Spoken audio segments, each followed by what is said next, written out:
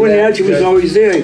When I said to you that when my dad, I'm not going to go long, but when my dad died, I was 15 years old. Yeah, I know. And if you took it up even further than that. Further before he died? No, after he died. Yeah, He was an amazing man. Yeah. Graduated high school in 2 years. Brilliant guy. Around the world after his wife died, childbirth, whatever. And then had the other kids when he met my mother. My point being, though, is that I had to be a man at 15, 16, 17 years old. And when I came back from college to have to work 2 years as a stonecutter, you think I might get a little bit of edge, Steve? Everybody's different. And Jim coached to his personality. And it wasn't an act. He was just a high-strung guy. And he could coach. His players loved playing for him, and I know many of them. And, they're all, tough love.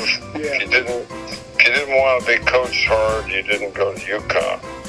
And that was what UConn needed. And, they had to climb the ladder from,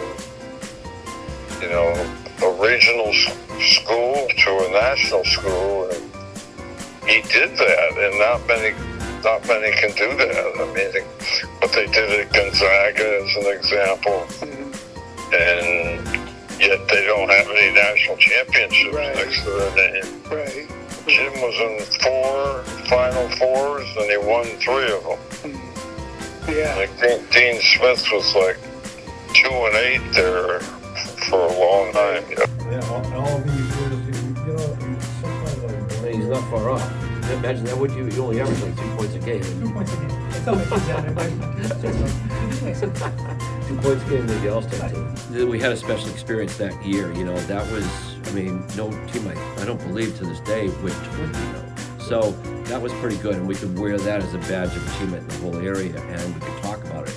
So that was pretty good. So that in and of itself gave us loyalty to the whole team, but he was the instrumental. He was the one that was around, and when everybody remembers us, they always say, "Oh, you're in Calhoun's team. His name is first," and it's pretty cool. It really is. I just think Coach Calhoun was a tough guy, but a fair guy, loyal, very loyal, and I don't think he ever got the credit for being a really nice guy. Outside of basketball, he was a really nice guy, really smart guy.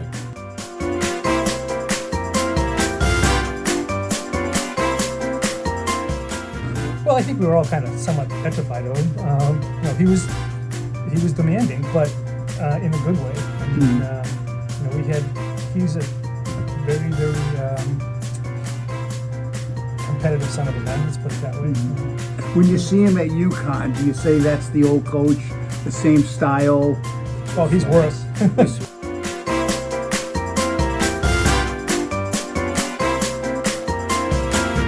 He was a tough guy. He was young. I think he was only like 26 at the time. But he was very tough. Practices were tough. He brought a different attitude to what we had. No nonsense, all that stuff. And I liked him a lot.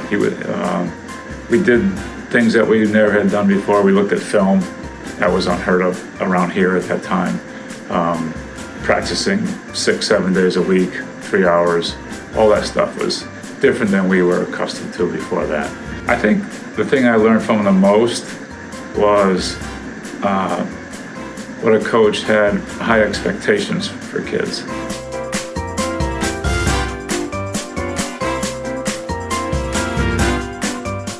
And I worked hard, and I said, well, I don't know what I'm going to be, but I'm going to make it. And whatever it was not definitive right at that time. Found out I loved the game, and the moment I took a whistle, I'd say, I can be as competitive as I was a player, okay, as a coach. And So you go back to EIC and... I go to any place I can in my life, that during those periods of time, getting up in the morning at 5:30, going to a granite place and cutting stone. Listening. Actually, like the movie Cutter, what is it? The movie Cutters where they have the big saws and stuff? Yeah. I didn't use big saws, but I did a lot of markers which are 100 pounds. You've seen the markers? Yeah. Okay. I did ceramic and like marble. this, okay.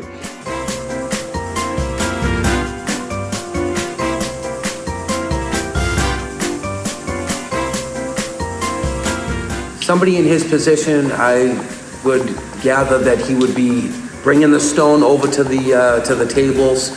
He'd be in charge of chipping and chiseling the edges on the rock face edges. That's something typically a laborer would do. Loading up the vehicle for installation, keeping the shop clean at all times. The work is very heavy, the material's heavy, the atmosphere, it's a tough atmosphere because there's dust involved, silica dust, so you have to be careful not to get exposure to it. It wears and tears on your back and your hands, very labor intensive. Well, anyways, so that's what I did for 2 years. But after a while, I tried to do everything I could. I played every possible, they call it semi-pro then, and you get a few bucks for playing. We'd go to Plymouth, we'd go to Haverhill, we'd go to Norwich, had a big tournament. Yeah. So you play against all these college players, and eventually I had 40 points in a tournament on, of all things, St. Paddy's Day. I understand that, like a lot of big Catholic Irish families, the older son, I was young, 15, my dad died. But I'm saying, so it was my responsibility to help the family. And my mother had heart problems. She got healthy after a couple of years. My high school coach got me back to college.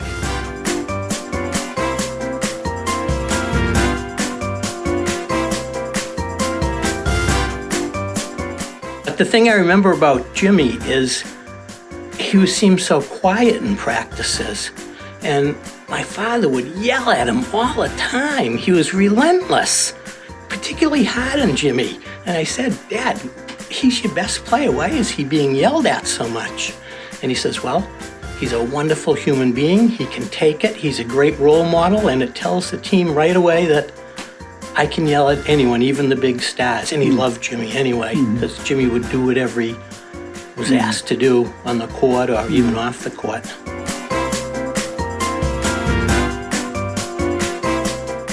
I could have gone other times, but I had to wait till my family was situated. Much of it wasn't went back. But so that attitude of like trying to win the day and understand that there's always if there's the old expression, if there's a will, there's a way.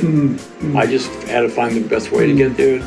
There's a lot of ways you have to look at it. Jim Calhoun means so much to us. I know as a young guy, my dad was an assistant coach when Jim Calhoun was a player, and I got to know him that way a little bit. And then when I became the head coach, we always used to take our team down and watch him practice, and he was so hospitable when we would go down there and make sure he cleared the gym out. And he always was proud of where he came from.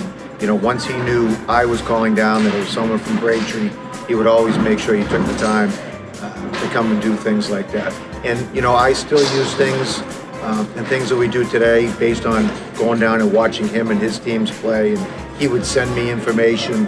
I always remember whenever I would leave him, he'd always say, stay in touch. Well, I mean, some of the same kind of things, except I wasn't trying to say what I wanted to do. I had no choice. I was devastated not being able to go to college and play basketball. Yeah. Conversely, as terrible as the thing was, worst thing I had in my life, lose my dad. Okay, and then my mom years later. But more importantly, during that time, I made sure that I was going to be successful. And how I define that, I say it now.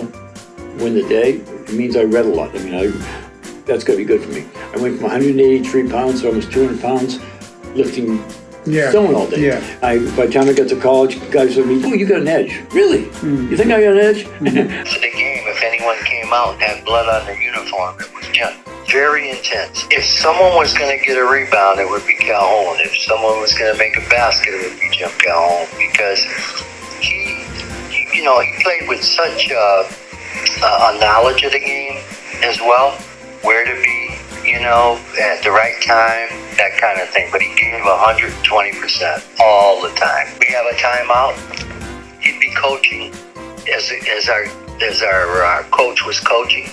He would say, maybe we should try this, or maybe we should try that. So I knew at some point he would become a coach. I am so proud of him and so enamored that when I go out and if he's on TV or something and they show him in the stands, I say, no, I played with him. He and I played together, you know what I mean? It just makes you so proud to say that you know him.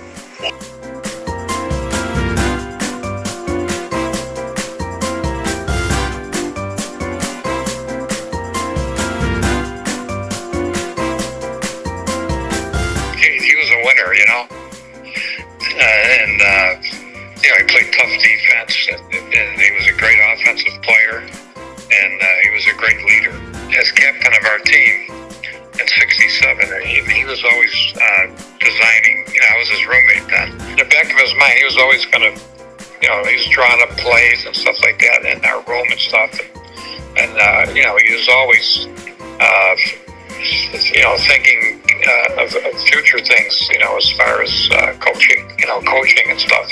You know, he would get on guys and you know, and make sure that they're playing hard. And he was really kind and caring, and you know, he helped me tremendously, and he helped other people, you know, on the team. I got an edge because you know, I was going to make it happen, and the, you know, failure wasn't an alternative because my life had fallen apart in so many ways. Lose the most important person in my life, along with my mom.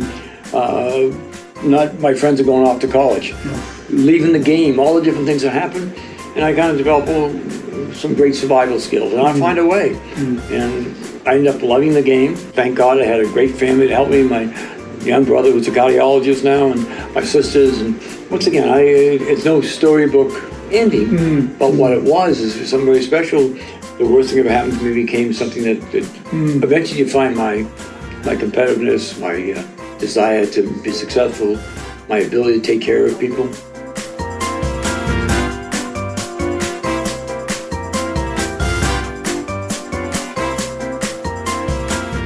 Jim is a very loyal person to his former players, former assistant coaches, and it's appreciated by all of those people. He gets calls from players periodically, but when you had as many players as he did, you get a lot of calls. There's just different people that call him.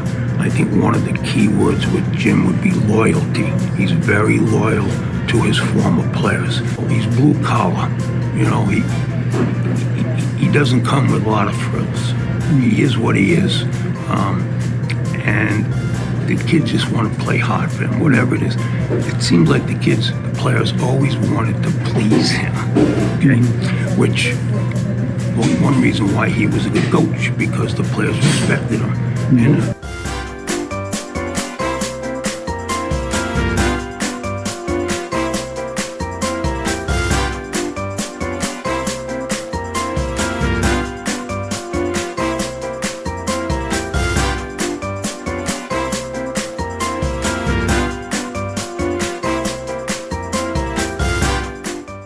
coaches we all may be, we got to have someone who's going to follow what we're asking to do.